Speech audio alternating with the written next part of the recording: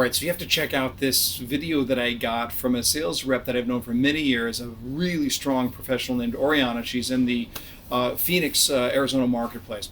Really a top professional. And she sent me this video, and in fact, I'm just going to go ahead and show it to you, and then I'll comment on it. Let's play the video.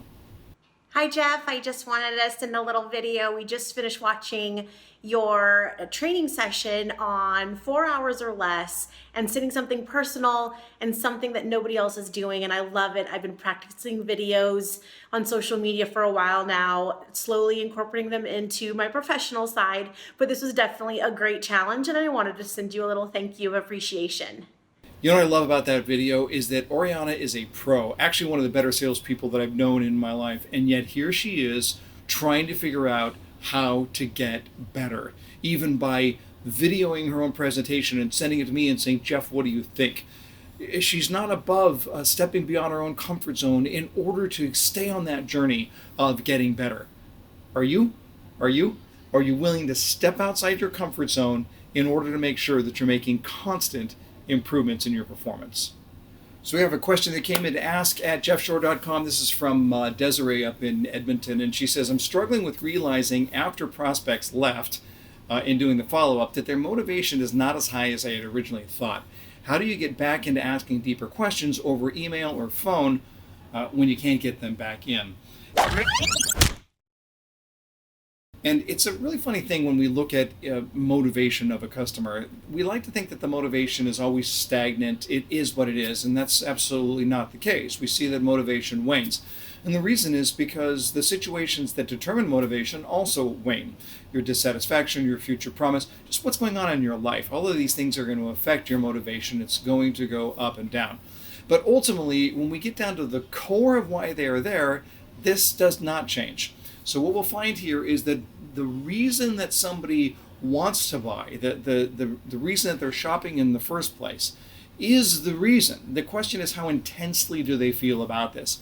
And I think that what we want to do here is start painting the picture of what we would call anticipated memories. This is Daniel Kahneman's words, anticipated memories.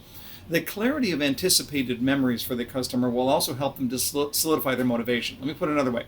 The clearer they are on what their future will look like, the more motivated they are to pursue that. When they are vague in what their future looks like, that's when they are less motivated to pursue the future.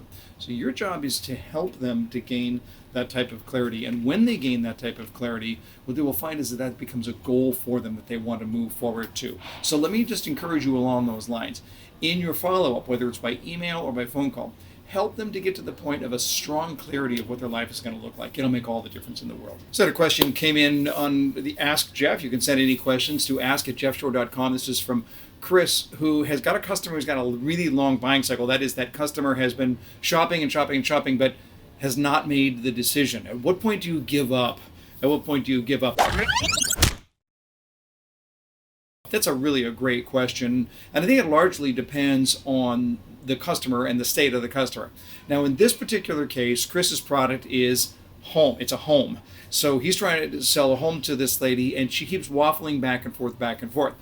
If this were a conversation and it was more of a long-term business cycle, an enterprise sale, a B2B sale, I might be giving different advice. But in this particular case, when someone is shopping for a home, there's a problem. And the problem is that the longer they stay in the process without making a decision, the less likely it is they're going to buy. And the reason for that is because they're getting farther and farther away from their initial emotional response.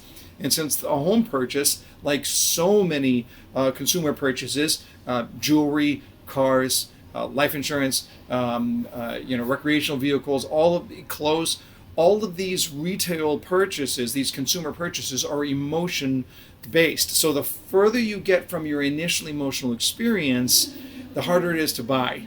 Because those are emotion-based decisions. And I'm not suggesting there's no emotion in the business-to-business sale, but sometimes that cycle takes a lot longer. You have a number of decision makers. It might be a different story. In this particular case, there's a time when you're going to have to say to your customer, look, let me do you a favor, because right now you're just giving yourself a headache. You have all the information you need to make a decision. So I'm going to make it easy. I'm going to ask you to give yourself a deadline. Give yourself a 24-hour deadline. I'm going to buy this, or I'm not going to buy this. And if you decide in 24 hours that you want to buy it, that's great. I'm going to take really good care of you. And if you decide not to, that's fine too. but it'll make it easier for you if you give yourself a deadline. Sometimes just giving that customer a parameter and telling him, this is when I want you to make your decision, might be all that you need to help to get them off the fence one way or the other.